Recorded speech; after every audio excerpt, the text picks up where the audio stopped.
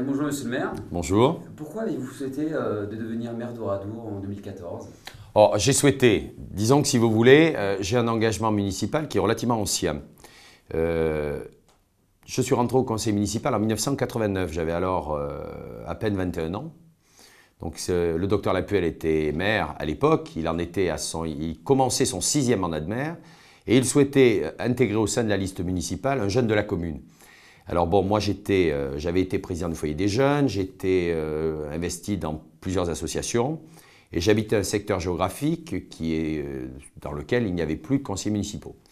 Donc ce qui fait que ces éléments l'ont amené à me contacter. Alors je vous avoue que bon, j'ai eu un temps d'hésitation parce que j'étais encore étudiant. Bon, je t'ai dit est-ce que tu auras le temps? Et puis rentrer dans un conseil municipal où il y a des gens très expérimentés, ça risque d'être relativement compliqué. Et puis finalement, bon, j'ai été candidat, nous avons été élus liste complète dès le premier tour, donc j'ai été élu dès le premier tour, et donc l'aventure a commencé.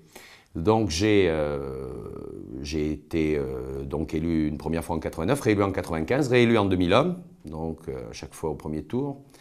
Et donc ensuite, mes activités professionnelles et personnelles m'ont amené à m'éloigner un peu de la vie municipale, puisque je n'ai pas été candidat en 2008. J'étais à l'époque en poste sur la Creuse, à Guéret, donc c'était relativement compliqué pour moi. Et bon, je pense qu'on n'a pas l'obligation de rester dans une fonction à demeure. Et je sentais à ce moment-là le moment de faire ce qu'on appelle un break. Parce que j'étais investi depuis l'âge de 21 ans, bon, ça faisait longtemps.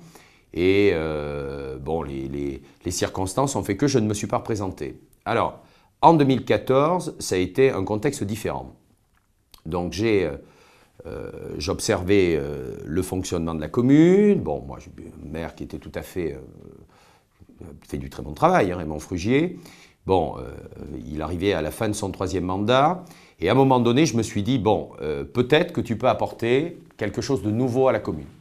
Alors, quelque chose de nouveau, ça veut dire bien sûr, Oradour, c'est une commune très particulière, comme vous le savez. Ça veut dire qu'il y a d'un côté l'aspect historique et mémoriel, et d'autre part, il y a le nouveau bourg.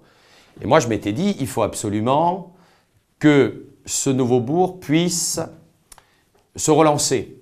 Parce que j'avais constaté que depuis quelques années, la vie associative marquait le pas, il n'y avait plus de comité d'animation, il y avait un certain nombre de travaux qui me paraissaient traîner un petit peu sur la longueur. Et je me suis dit à ce moment-là, peut-être que je peux apporter quelque chose. Et lorsque j'ai commencé à... Bon, quand vous voulez vous lancer dans une aventure comme celle-là, il faut vous préparer. Vous ne pouvez pas vous lancer comme ça. Donc, au sein de la population, j'ai commencé un petit peu à en discuter avec les gens et plusieurs m'ont encouragé à être candidat. Alors, pour cette candidature, donc j'ai prévenu l'ancien maire, hein, Raymond Frugier, que j'allais me présenter à l'élection municipale. Il me semblait important de monter une liste, bien évidemment, sans étiquette politique, comme celles qui ont été montées depuis 1953, donc avec des gens de la mouvance démocratique, de droite et de gauche. Bon. J'avais déjà fixé cet objectif. Ensuite, je souhaitais m'entourer de collaborateurs qui puissent avoir des compétences dans des domaines bien spécifiques. Donc, j'ai choisi, lorsque j'ai monté ma liste, elle a été terminée en septembre 2013. Hein, pratiquement, elle était terminée en septembre 2013. Donc, j'ai pris un ancien percepteur pour les finances publiques, c'est un adjoint aux finances. J'ai pris un entrepreneur local pour les travaux. J'ai pris une ancienne professeure, une femme, donc professeure d'espagnol pour la culture. C'était une passionnée de culture. Bon, j'ai pris Madame Villedieu, donc, qui est mon adjointe aux affaires scolaires et qui travaille au pôle Solidarité Enfance donc, du Conseil général. Et j'ai un adjoint donc, à l'urbanisme, Michel Payet, qui est un sous-officier de gendarmerie retraité. Et donc, je me suis entouré de conseillers délégués, ceux qui deviendront mes conseillers délégués une fois que j'ai été élu. Donc, le trésorier du football, Maxime Desvernes, qui est ostéopathe dans la commune, qui est le benjamin de la liste du conseil municipal, il a 27 ans.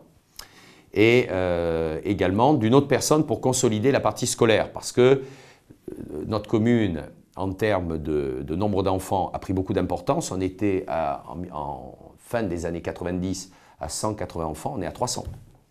Donc il fallait qu'il y ait même 2 personnes pour pouvoir s'occuper des affaires scolaires. Voilà. Donc à partir de ce moment-là, nous avons bâti un projet qui permettait de concilier à la fois la mémoire et l'avenir. Voilà pourquoi on a appelé notre liste d'ailleurs Agir ensemble pour Oradour, mémoire et avenir. Et donc nous avons rencontré un succès certain, puisque bon, nous avons été élus au premier tour, bon, avec un bon score, et donc 16 sièges sur 19 au conseil municipal. Vous parlez de l'avenir, et qu'est-ce que vous voulez développer, mettre en lumière durant votre mandat pour le nouveau bourg? Alors, pour le nouveau bourg, si vous voulez, il y a plusieurs aspects. Il y a d'abord, il y a une partie qui me paraissait importante, c'était l'aspect accueil. Nous avons à Oradour beaucoup de visiteurs, on appelle les touristes de la mémoire, moi j'appelle ça des visiteurs. Bon. Il semblait important pour les visiteurs, mais aussi pour la population locale, d'embellir le bourg. Donc on avait dans notre projet un projet de fleurissement, pas simplement d'ailleurs pour le bourg, mais aussi pour les villages, puisqu'on a commencé le fleurissement d'un certain nombre de villages. Bon, ça c'était un premier point. Vous avez pu le constater, je pense, quand vous êtes venu à Oradour, qu'il y avait un effort qui avait été important au niveau du fleurissement. Deuxième point, c'était la voirie.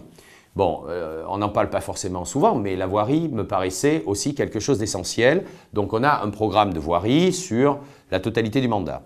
Il y avait aussi l'enfouissement des lignes électriques et téléphoniques. On appelle ça l'effacement du réseau. Donc notre objectif, c'est d'aboutir sur les 10 ans qui viennent à un enfouissement complet de la commune. Donc ça, c'était un autre point dont on s'était fixé.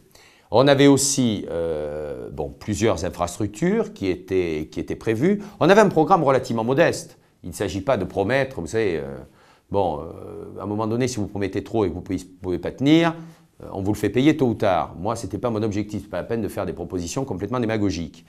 Nous, on a également prévu la rénovation de l'Halle des Sports, donc qui date de 1990, donc elle n'a pas été rénovée depuis, donc ça fait très longtemps. Bon, on a un gymnase intercommunal, un gymnase communal. Nous avions la réfection des bâtiments communaux, puisqu'il y a un certain nombre de bâtiments communaux qui sont anciens. On a comme projet également le site des Carderies, l'aménagement du site des Carderies, alors il est très symbolique en plus, parce que le chemin des Carderies permet de faire la liaison entre le bourg et le centre de la mémoire. Donc là aussi, on a un site qui est très, très appréciable. Donc voilà, en gros, les projets que nous avions. Et puis, on est obligé aussi de s'adapter par rapport aux événements. Bon, l'année dernière, il y a eu une recrudescence d'un certain nombre d'actes de vandalisme, un cambriolage dans la commune, comme d'ailleurs le problème se pose dans beaucoup de petites communes. Donc on a décidé de mettre en place, et aussi pour protéger le site historique, la vidéoprotection.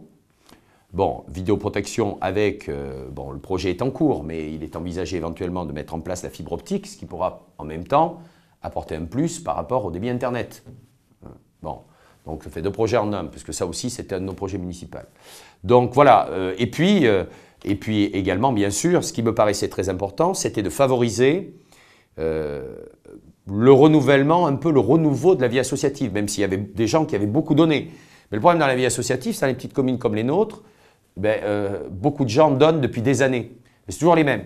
Et là, il fallait les aider parce qu'ils arrivaient à un stade où ils étaient peut-être un peu à saturation, ils avaient tellement donné, qu'il fallait renouveler cette vie associative et permettre par exemple, et je les en remercierai jamais assez, le comité d'animation, la création d'un comité d'animation. Parce que ce comité d'animation, il permet d'organiser des festivités, mais il a aussi comme objectif de favoriser l'intégration des nouveaux habitants. Et ça aussi, si on ne veut pas que Oradour devienne une cité dortoir, il faut favoriser l'intégration de nouveaux habitants. Il y a un autre point sur lequel je voudrais revenir aussi, c'est qu'on a à Oradour, donc une vie associative importante, plus de 40 associations, mais on a aussi un tissu industriel qui est important. On a des entreprises, quelques entreprises conséquentes, Pusterla, Bernardo, Aura Plastique, bien sûr, Alès et compagnie, qui emploient pas mal de personnes, et notamment des personnes sur la commune, mais on a aussi des multitudes de petits artisans et de commerçants. Donc ça aussi, il faut essayer de favoriser l'implantation éventuellement d'autres structures. Donc ça aussi, c'était aussi un de nos objectifs. Et il y en avait un dernier qui s'est d'ailleurs concrétisé dernièrement, c'est aussi acquérir des réserves foncières pour favoriser l'installation de futurs habitants. Parce que nous sommes géographiquement bien placés, 20 minutes de Limoges, 10 minutes de Saint-Junien, avec la proximité de la RN 141, donc avec aussi une politique fiscale qui est incitative, puisque nous avons des taux d'imposition qui sont quand même relativement bas. Et notre objectif, c'était d'accueillir nos habitants. Mais pour accueillir nos habitants, il faut des réserves foncières. Donc nous allons avoir, dès l'année prochaine, puisque les actes vont être signés prochainement, un lotissement donc, intercommunal sur le lotissement du Pérou, avec donc une quarantaine de constructions. Donc ça aussi, il faut y penser. C'est l'avenir, hein, l'acquisition de réserves foncières. Voilà donc sur le plan des infrastructures du nouveau bourg et sur le plan du développement du nouveau bourg. Mais quelles sont les difficultés que peuvent connaître un maire d'une commune aussi particulière qu'Oradour? Alors, c'est une commune particulière, oui, mais je voudrais quand même revenir sur l'aspect festif, parce qu'à Oradour, quelques années après le massacre, à partir de 1953, il y a eu la renaissance d'Oradour. Cette renaissance, elle s'est faite à travers le sport, notamment il y a eu un critérium cycliste, critérium international, qui a eu lieu pendant des années. Puis il y a eu une vie associative importante, il faut quand même le savoir. Bon, c'était beaucoup plus difficile pour eux, parce que nous étions proches du drame. Bon, les familles, à juste titre, il y avait cette douleur permanente, c'était difficile, mais ils avaient la foi à l'époque. Hein, c'était beaucoup plus difficile pour eux que ça ne l'est pour moi. Bon, parce que, bon, le contexte est quand même un peu différent. La particularité, si vous voulez, de la gestion, c'est qu'elle est très prenante. D'abord parce que le maire de cette commune, il doit, comme je vous l'ai dit tout à l'heure, à la fois assurer le devoir de mémoire, travailler en collaboration avec l'Association des familles des martyrs, le centre de la mémoire également, recevoir de nombreuses délégations, faire passer le message d'Oradour. Moi, je veux faire passer d'Oradour un message de paix, de tolérance, en France, mais aussi en Europe et à travers le monde. D'ailleurs, vous le constaterez, pour le 10 juin prochain, il y aura des délégations qui viennent, bien sûr, de France, mais aussi d'Europe, et voire même, comme je dis des fois, de l'autre bout du monde, puisque c'est quand même une cérémonie publique. Donc, et puis aussi, il ne faut pas occulter les nouveaux habitants. Voilà pourquoi j'essaye, et j'ai une équipe municipale et du personnel municipal très compétent, j'essaye, si vous voulez, de me partager entre la partie mémorielle et le nouveau bourg. Voilà.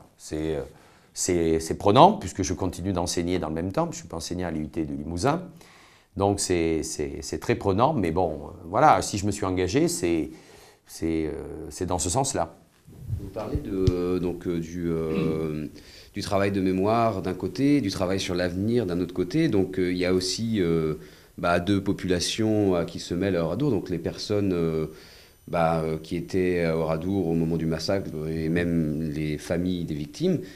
Et puis les jeunes générations aussi. Et comment ce travail de mémoire est fait avec ces jeunes générations? Alors, ce qu'il faut savoir, si vous voulez, c'est que je crois que les gens à Oradour sont attachés à ce devoir de mémoire. Alors, ils le manifestent d'une manière évidemment différente les uns par rapport aux autres.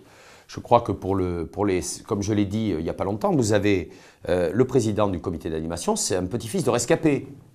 Donc, c'est tout à fait possible. D'ailleurs, je crois que c'est son grand-père qui lui avait dit « il faut vivre et profiter ». Bon.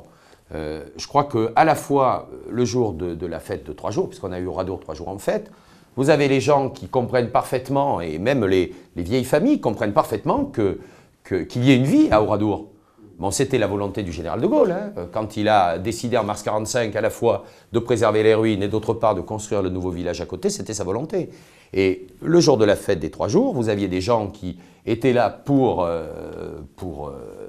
fêter cet événement, mais en même temps, qui seront là le jour du 10 juin pour les commémorations. Vous savez, c'est ce que je vous dis, c'est pas parce qu'il y a une vie à Oradour, mais en même temps, on n'oublie pas le passé.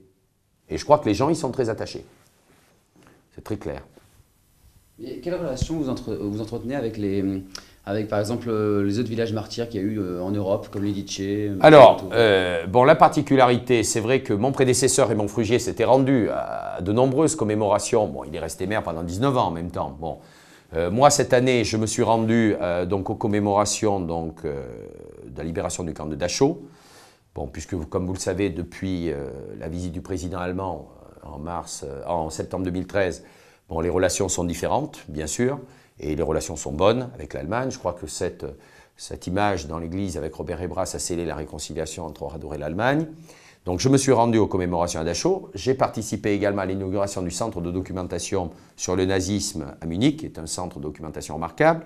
Moi, je tiens effectivement à ce qu'on puisse, parce que ça fait partie du devoir de mémoire, coopérer les uns et les autres, alors au travers des commémorations, mais pas simplement qu'au travers des commémorations. Ça peut être des échanges culturels, ça peut être des manifestations sportives. C'est comme ça d'ailleurs qu'a eu lieu, comme ça que donc a vu la naissance de l'amitié entre Oradour et Dachau, la ville de Dachau. C'était lié au sport. C'est arrivé à l'anniversaire du club de football. Donc Dachau est venu à Oradour et l'année suivante, Oradour est allé à Dachau. Donc des liens d'amitié se sont créés entre les deux villes. Moi je m'étais rendu à l'époque, C'était en 1980, je ne veux pas dire de bêtises, je crois que c'était 90. Je m'étais rendu à Marzabotto, donc en Italie, avec le docteur Lapuelle à l'époque, pour des commémorations à Marzabotto. Bon, la particularité, c'est pas toujours facile en termes d'emploi du temps, parce que toutes les commémorations tombent, beaucoup de commémorations tombent au mois de juin. Donc on essaye, j'essayerai de me rendre le plus souvent possible à l'étranger, c'est pas non plus toujours facile. Bon, nous allons aussi aux commémorations en France, hein, bien sûr. Bon, là, le 25 août ont lieu les commémorations à Maillé, qui est une ville sœur. Bon, donc là, je m'y rendrai évidemment. J'essaye le plus possible, si vous voulez, de faire entendre la voix d'Oradour. Et quand je pars en délégation, j'amène avec moi, bien sûr, et je tiens à ce que la voix d'Oradour soit représentée, pas simplement par la municipalité, mais bien sûr par l'Association nationale des familles des martyrs, qui est la garante de la mémoire ici, mais aussi, et tant qu'on le peut, par Robert Ebras, qui nous accompagne également lors de déplacements. Voilà. Vous parlez du 10 juin. Alors, nous allons commémorer dans quelques jours le 71e anniversaire du massacre d'Oradour-sur-Glane. Bon, je crois que les années passent, mais même si les années passent, je crois que cette commémoration est très importante. Il y aura à nouveau cette année énormément de participants. Je crois que c'est une cérémonie qui est toujours empreinte d'émotion et de recueillement. Bon, elle l'a été les années précédentes, elle le sera à nouveau cette année. Bon, il semblerait que, bon, vous savez, nous n'avons pas forcément un ministre présent. Cette année, je pense que ça va être le préfet de région qui sera là pour présider la cérémonie. Donc, il y aura des délégations qui viendront bien sûr des quatre coins de France. Bon, des délégations de Strasbourg, Schiltigheim, Maillé, Villeneuve-d'Ascq, bon, Saint-Maur-des-Fossés également. Bon, et puis ailleurs, hein, d'ailleurs, évidemment. Bon, nous avons bien sûr des personnalités politiques locales qui sont là. Nous avons le président de région, le président du conseil départemental, les parlementaires qui sont présents tous les ans. Bon, je trouve que c'est très important aussi. Et puis, je rappelle que c'est une cérémonie publique. Et donc, ça veut dire que les gens qui souhaitent y assister peuvent y assister. Mais j'insiste toujours, je pense que cette journée, c'est avant tout la journée des familles. Voilà, c'est une journée empreinte d'émotion et de recueillement. Comme vous avez pu le voir, on l'a vu dans votre film qui a été diffusé hier soir, il y a toujours énormément d'émotions quand on parle du 10 juin. Toujours. Voilà. Sur la question de ce qu'ils ont pensé. Bah, du coup, comme vous mentionnez le documentaire là, qui a été diffusé hier soir, comment est-ce que la commune a accueilli ce documentaire, aussi bien du point de vue municipal que... Alors, moi je vais vous dire, j'ai trouvé d'abord, je voulais rendre hommage à Brandon Varette parce que c'est un jeune réalisateur qui a 20 ans et je trouve que, bon, avec tous ses collaborateurs, bien sûr Michel Daillou, vous-même, bon, je trouve que vous avez réalisé un très bon documentaire. J'ai trouvé, ce que j'ai aimé dans ce documentaire, c'est l'équilibre entre la parole donnée aux historiens et la parole donnée aux victimes. Moi, j'ai trouvé que c'était bien. Alors, l'interprétation qui peut être faite sur les origines, pourquoi Oradour, etc., moi, je ne suis pas un historien, je me garderai bien de porter quelques jugements que ce soit. Bon, moi, je pense un certain nombre de choses, mais en même temps, bon... je n'ai pas, si vous voulez, je n'ai pas la qualification d'historien pour porter un jugement par rapport à ça. Je trouve d'ailleurs que certains, bon, qui se qualifient d'historiens, n'ont pas forcément toujours, ne devraient peut-être pas forcément avoir cette position. Enfin bon, voilà. Mais j'ai trouvé globalement qu'il a été bien accueilli. Bon, je crois que, je vais vous dire, 71 ans après, on se pose toujours la question pourquoi Oradour. On émet des hypothèses. Les historiens, et c'est leur rôle, émettent des hypothèses, mais en même temps, bon, on n'a pas la réponse. Et je pense qu'on ne l'aura jamais. Voilà. Je vais parler très rapidement, on va revenir là-dessus. Vous m'avez posé la question un petit peu tout à l'heure de mon engagement municipal. Je voudrais dire que moi, je suis un enfant du pays. D'ailleurs, comme Benoît Sadri, mon concurrent, nous avions une particularité, c'est que nous étions deux enfants du pays. Donc quand vous êtes des enfants du pays, même si vous pouvez être concurrent, ça crée des liens quand même, malgré tout. Bon, moi j'aime ma commune, lui aime sa commune aussi, et voilà, moi je suis un passionné, comme d'autres, comme lui et comme d'autres. Bon, je crois que les gens sont très attachés à ça ici. Bon, c'est important. Moi j'ai perdu une partie de ma famille dans le massacre. Bon, du 10 juin, j'ai perdu 5 membres de ma famille, mon grand-oncle, ma grande-tante et mes 3 cousins. Ma famille était présente, mes grands-parents étaient présents puisqu'ils habitaient le village des Bordes. Donc mon père avait 1 an au moment du massacre et mes grands-parents maternels habitaient le village de la Valade, donc qui est à l'autre bout de la commune. Voilà. Donc, moi, Oradour, je dirais, c'est des passions de ma vie, bien sûr. Voilà. Et tant que je serai maire, je le dis très clairement, je veillerai à ce que les ruines soient conservées en l'état. Voilà. Pour moi, c'est important pour les familles et c'est important pour les générations futures. Parce que je crois qu'il faut qu'elles puissent voir ce que l'homme peut faire quand il oublie un certain nombre de valeurs essentielles. Mais qu'est-ce que vous voulez dire aux gens qui ne connaissent pas Oradour? Parce que moi, par exemple, à Chartres et à Paris, quand je me suis rendu, peu connaissaient Oradour. Et quand ils connaissaient Oradour, ils ne savaient pas qu'il y a un bourg à côté. Ils pensaient que c'était le village martyr et rien du tout. Mais je leur dirais de venir à Oradour. Pour ceux qui ne connaissent pas Oradour, il faut venir à Oradour.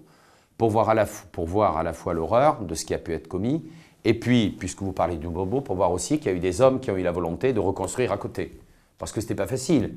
Hein, vous en parlerez à Robert Hébras, il vous dirait que lorsqu'il y a eu la reconstruction, il y avait très très peu de familles à vivre dans le bourg.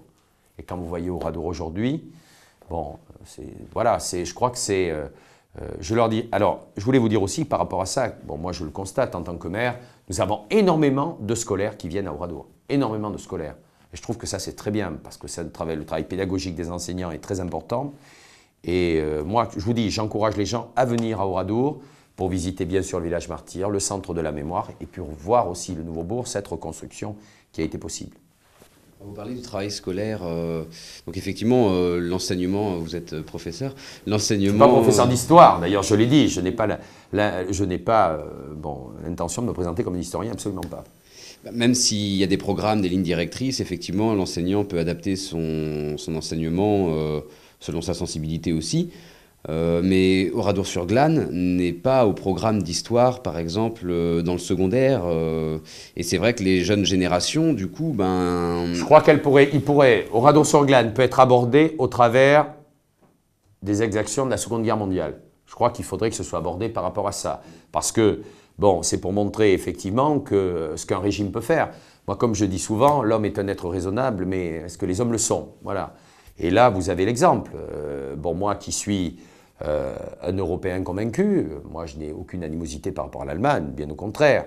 Je veux dire, voilà, il y a eu à un moment donné un régime qui s'est installé, et je crois que les jeunes générations faut qu'elles arrivent à comprendre ça. Ça veut dire qu'au-delà d'un peuple, eh bien, il peut y avoir à un moment donné un régime qui s'installe, qui puisse endoctriner les gens et puis aboutir à ce que l'on voit ici à Oradour. Mais ce que l'on a vu aussi à Lidice, ce qu'on a vu effectivement en Biélorussie, toutes ces exactions, parce que des Oradours, il y en a eu des multitudes, il faut quand même le savoir. Moi, je crois que ça pourrait être abordé à travers le programme d'histoire de terminale. Et je pense qu'il y a des enseignants qui l'abordent au travers du programme d'histoire de terminale. La preuve, c'est que beaucoup de groupes viennent à Oradour. Voilà. Moi, vous savez, j'ai visité tout jeune les ruines d'Oradour. Bon, moi, le deuil de ma famille, on en parlait très peu d'ailleurs. Mon grand-père m'en a parlé quelques fois, mais on en parlait très peu. Bon, j'ai toujours eu de l'émotion quand je rentrais dans les ruines, et je l'ai beaucoup plus depuis que je suis maire. Voilà. Parce que la charge de la fonction est quand même importante. Alors, parce que comme vous le savez à Oradour, les ruines sont propriété de l'État, mais sous l'œil bienveillant de l'Association nationale des familles des martyrs et de la mairie. Comme je vous dis, notre objectif, c'est de défendre le devoir de mémoire ensemble. Voilà, moi je ne suis pas là pour me mettre en avant par rapport aux autres, ce n'est pas du tout mon objectif par rapport à ça. Mais la charge de la fonction fait que l'émotion est toujours aussi forte, et je vais même vous dire peut-être plus forte au fil du temps. Peut-être parce qu'on vieillit, peut-être parce que, bon, on a l'impression d'avoir une immense responsabilité par rapport à ça, ce qui est le cas d'ailleurs. C'est le cas d'ailleurs. Voilà. Merci en tout cas. Merci à vous. Je vous en prie. Je voulais juste dire une chose. Il y a eu ce moment de réconciliation avec l'Allemagne. Moi, personnellement, c'est un moment très important, je tiens à le dire. Bon, parce que, pour ma génération, on a été bercé par l'amitié franco-allemande. Et moi, je crois qu'effectivement, ce devoir de mémoire, il faut qu'il se perpétue en France, mais aussi à l'extérieur. Et je crois que l'Allemagne, la reconnaissance de la responsabilité des crimes nazis par le président allemand quand il est venu, le président Gauck, était un moment très important. Et moi, je me rappelle l'émotion qui était la nôtre quand il a serré dans ses bras Robert Hébras. C'était pas prémédité du tout, bien sûr. Et c'était, nous, on pleurait sur l'esplanade du centre de la mémoire. C'était vraiment un moment très important. Moi, comme je me suis dit, j'ai pensé à Marcel Lartout quand il a dit « enfin ». Voilà, enfin. Bon. Mais tout ça n'aurait pu se faire, alors sans la volonté des hommes, bien sûr, celle de mon prédécesseur, mon Frugier, mais aussi, c'est vrai, mais aussi sans les familles. Parce que si les familles n'avaient pas accepté c'était pas facile pour elle non plus. Hein. Si les familles n'avaient pas accepté, ça aurait été difficile de faire cette réconciliation. Moi, je le dis souvent. On peut occulter. Bon, vous savez, c'est difficile quand vous avez perdu toute votre famille. Hein, pour les gens comme André Desourteaux et comme d'autres qui sont âgés, etc., voilà, c'est pas forcément facile. Moi, je peux comprendre aussi, même si moi, j'étais partisan, parce que bon, je vous ai expliqué les raisons, mais pour les familles, ça ne devait pas être facile. Et je crois que si c'est ce qu'elles ont fait, voilà, c'était difficile, et elles ont réussi à aller au-delà de vieilles douleurs. Voilà. D'ailleurs, le consul général d'Allemagne, le jour de la remise de la décoration de Raymond Frugier, quand il a été décoré de l'ordre du mérite allemand, en a parlé. Il a dit, voilà, ça a été difficile pour les familles, et vraiment ce qu'elles ont accepté. Voilà. Maintenant, c'est vrai qu'on a des relations qui sont différentes, qui sont même amicales, et c'est une très bonne chose. Voilà. Comme je dis toujours, il faut qu'on soit unis, tous ensemble, pour lutter contre toutes les perversions, hein, bien sûr, le racisme, l'antisémitisme, la xénophobie et le révisionnisme. Il ne faut pas l'oublier. Voilà ce que je voulais rajouter.